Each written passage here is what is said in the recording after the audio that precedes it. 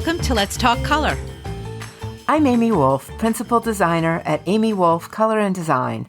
And I'm Amy Krane, Founding Designer at Amy Krane Color. We're both professional color experts who specialize in architectural color. We met while training, and years later, the conversation is still going strong. We both live our lives immersed in color and design.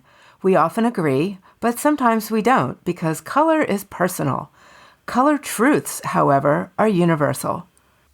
In each episode, we'll unravel the mystery of choosing color for your home or business, both inside and out.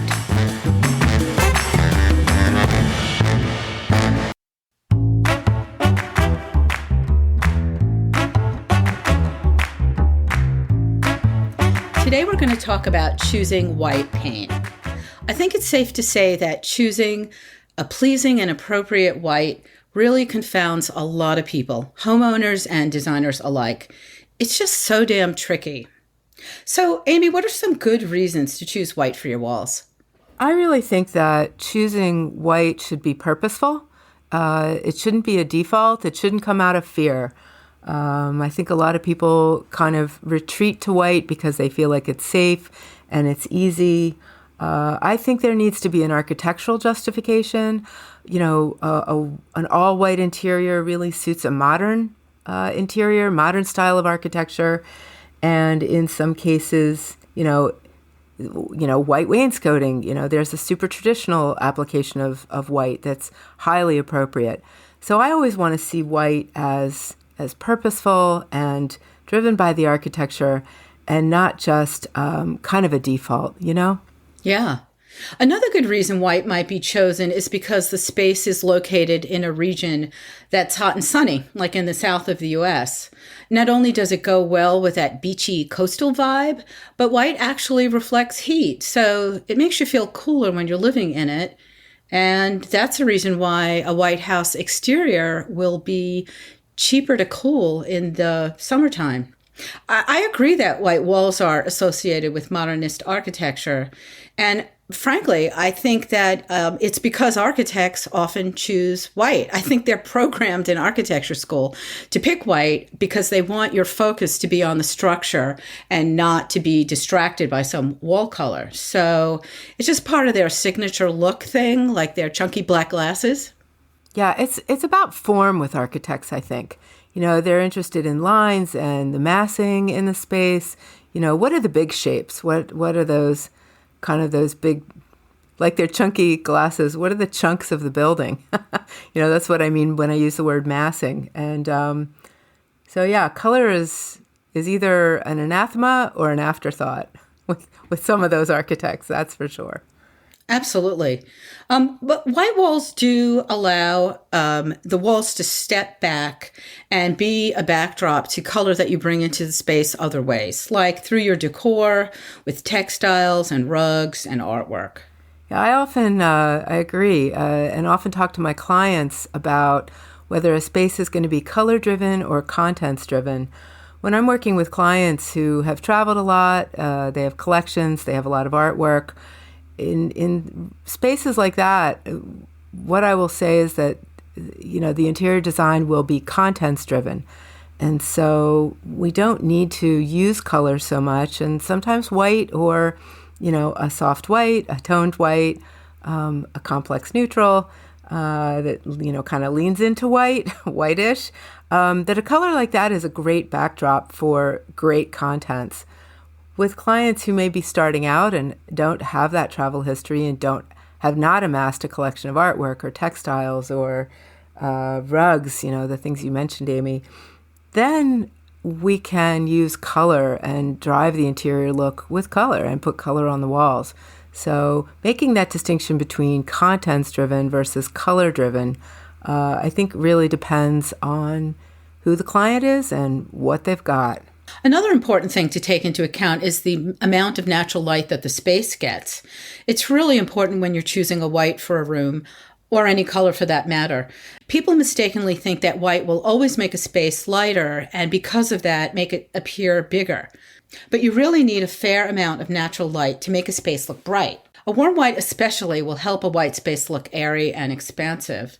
Your cooler whites feel really modern, but it can tip the room towards feeling kind of sterile. So if you need to go or want to go with a cool, modern white, make sure you've got enough natural light in the room to use it.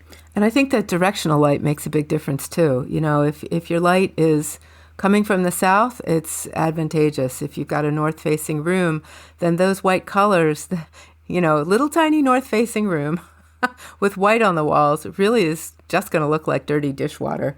One of the ways to think about that is to look up into the corners of your room that are naturally more shadowy and start to understand what happens.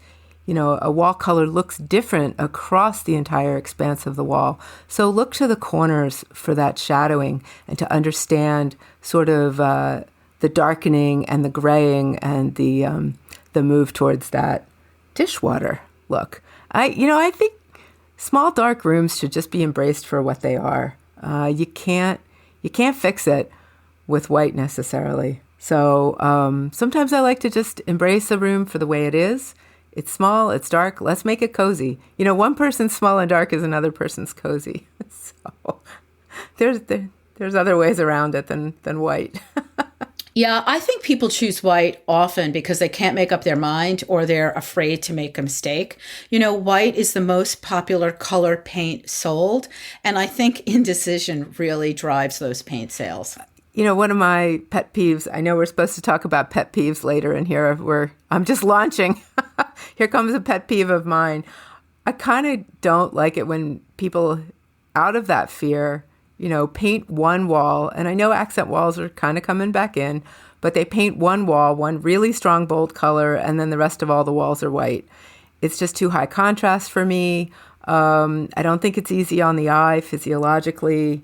And, I would much rather have a client find one single color to wrap the whole room in. I mean, sometimes there's a reason for an accent wall, but it should never be because people want color, but they're afraid. So I agree with you completely. I like accent walls. I do them somewhat often. I don't think they're for every room or every style house. And I actually like them when there's a color for the accent wall and then white around it, or maybe a really colorless neutral.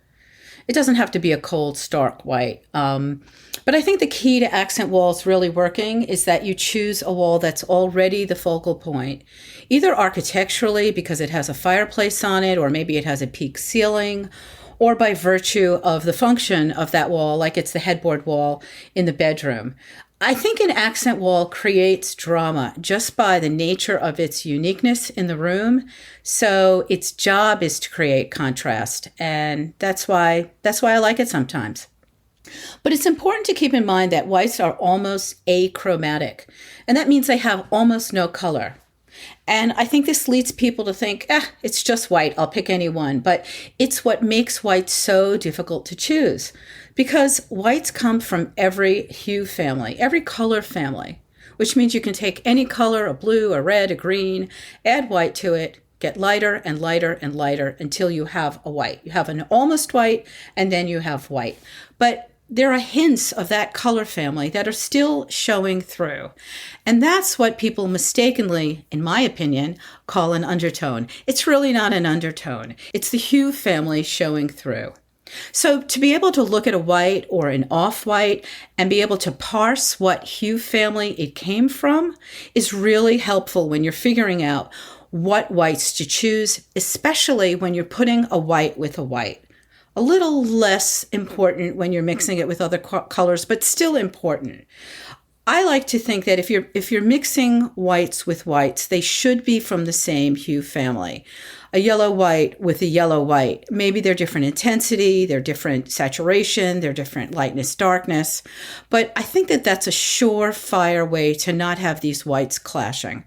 When you're mixing white with another color in the room, maybe as a trim color, I think then you have a little bit more leeway to mix a white from one color family with a color on the wall from another. But it does depend. So hue family is really important. One of the ways I think is a great first step into understanding this conversation about hue families it's not necessarily a way to pick a color, but it's a way to understand where these colors are coming from, is to take a variety of whites that do come from different hue families and line them up next to each other.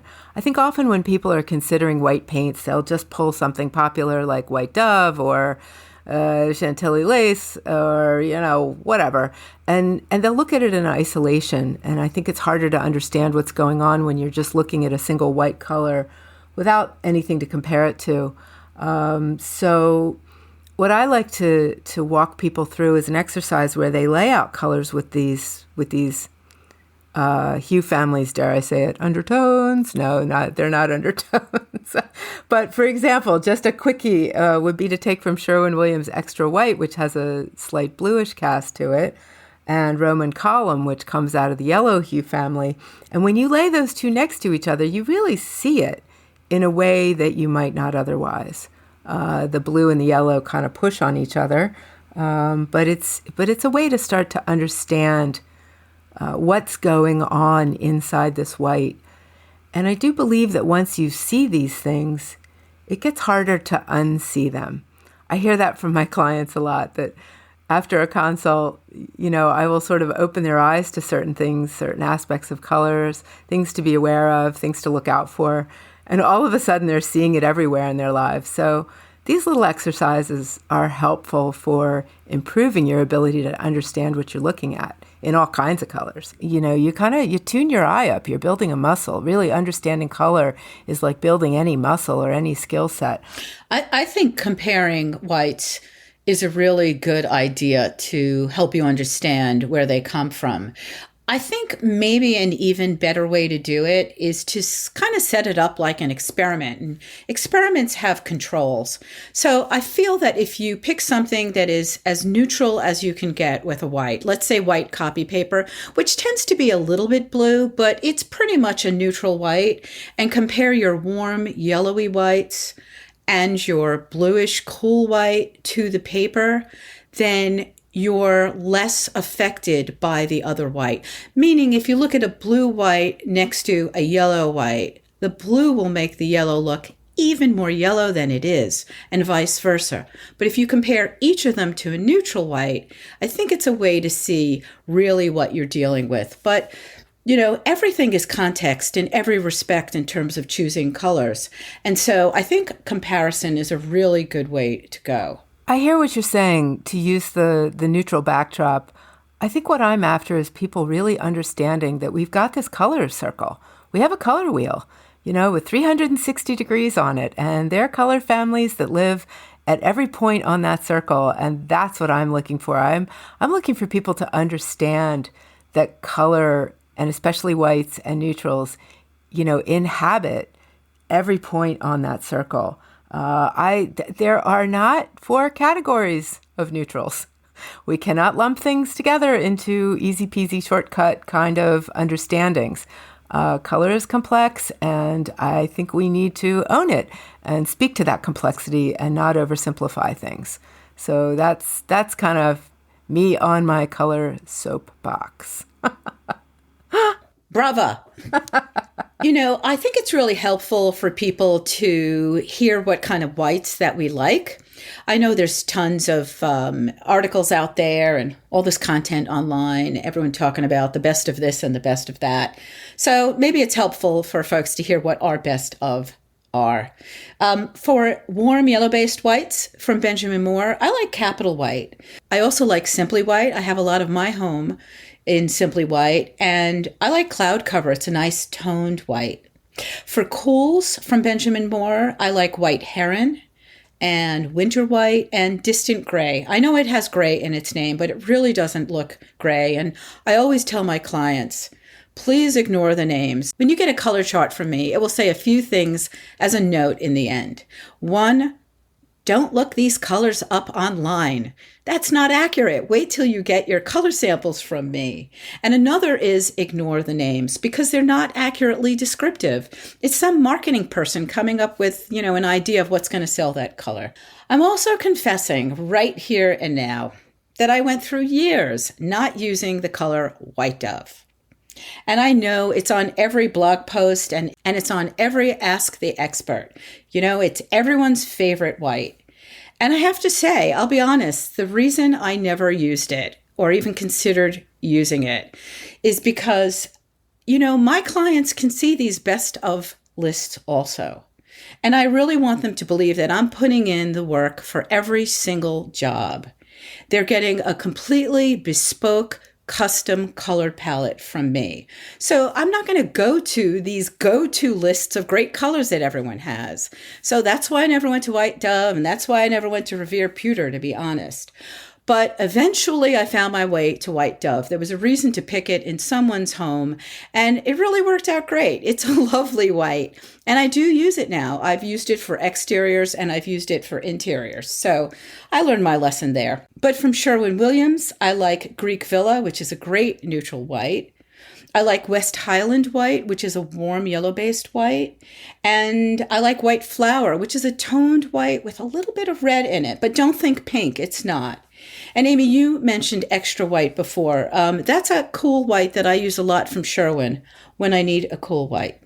When we're talking white, I think the company that's most famous for whites is Farrow and Ball. They have this enormous white collection, which honestly is way more off-white than it is white to me. I can count on one hand how many true whites are in that collection. But does it really matter? I don't know. Does it matter how you categorize a white? The main thing is how it looks on your wall. And I think we have to remember also that how it looks on your wall depends on what the wall color is, because, color is what it is because of what's around it. This is one of my color mantras.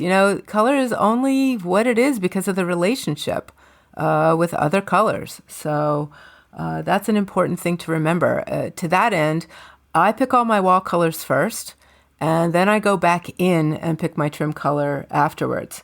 Some of my favorites are Mascarpone from Ben Moore. I love China White.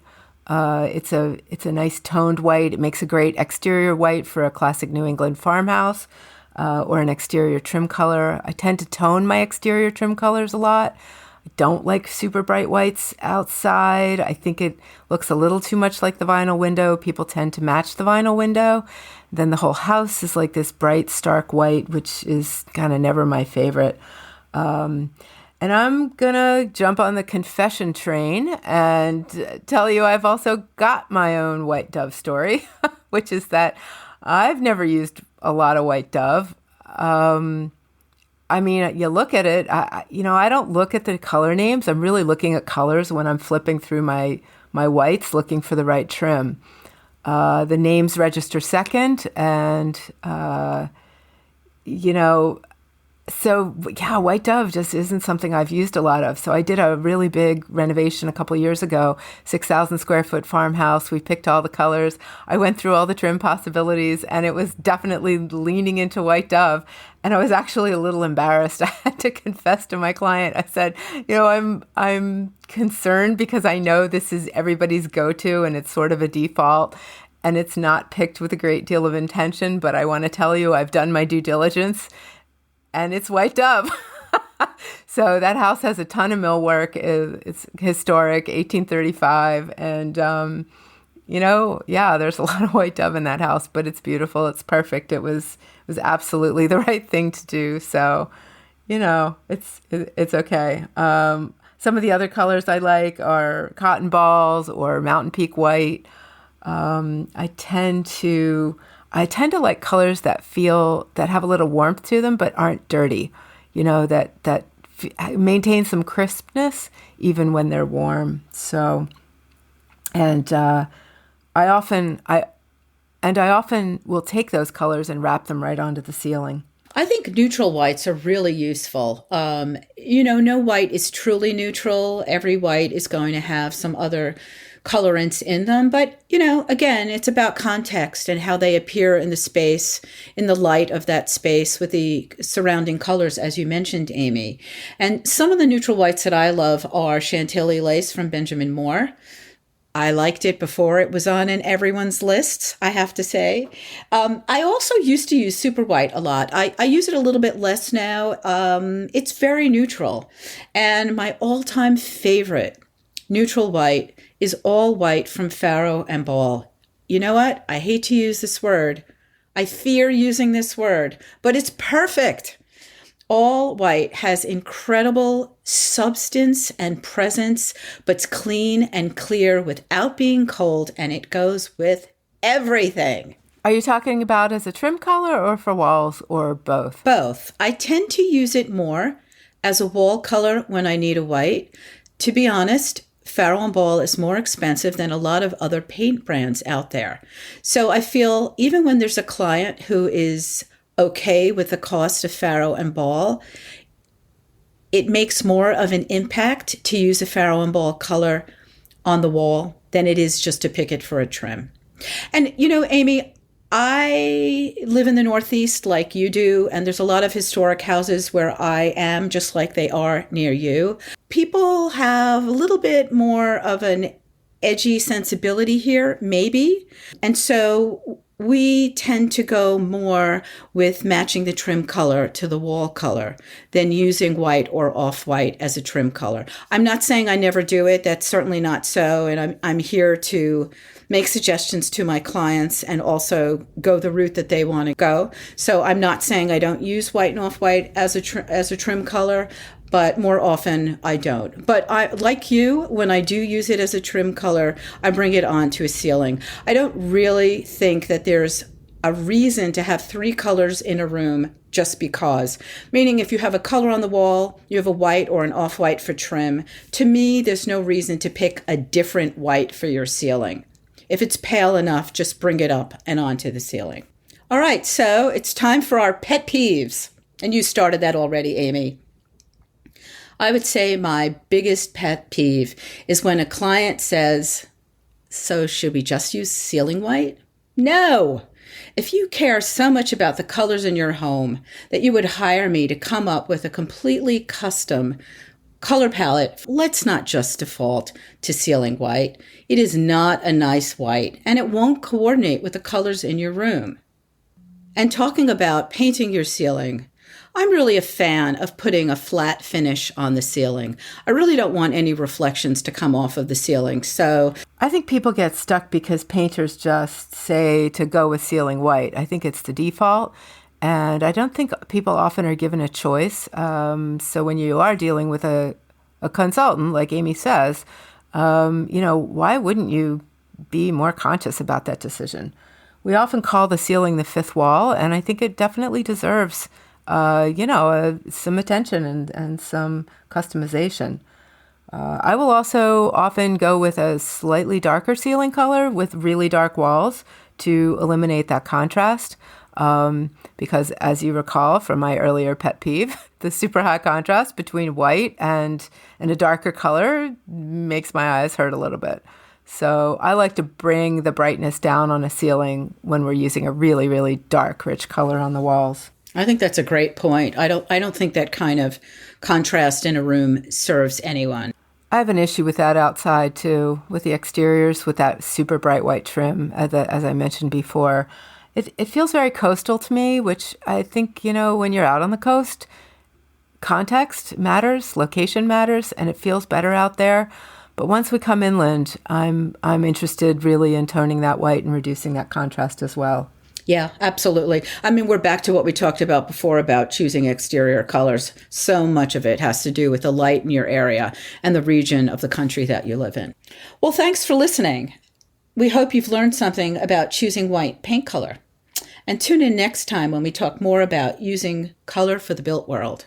And if you'd like to learn more about us, send us an email, send us some questions, tell us what you'd like us to talk about.